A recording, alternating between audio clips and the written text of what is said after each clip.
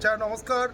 আমরা সবাই গ্রুপের প্রতিটা মেম্বারই এসছে, অ্যাডমিনও এসছে। অ্যাডমিনের ভেতরে আমাদের নিত্যদা এখানে এসছেন, আমাদের গৌরবজি রয়েছেন, বাকি সবাই এসছেন, অজিত ভাই রয়েছেন, সুকুমার দা রয়েছেন, ঠিক আছে। আমাদের যে করছে অভিষেক ভাই আছেন, আমাদের অজয় ভাই এসছেন, আমাদের অজিত দা রয়েছেন, আমাদের স্যার রয়েছেন, হরিয়ানা স্যার।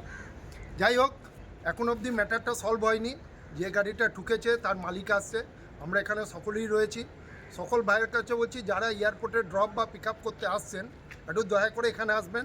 তার মেন কথা কী বলুন তো, ইউনিটি অফ স্ট্রেংথ।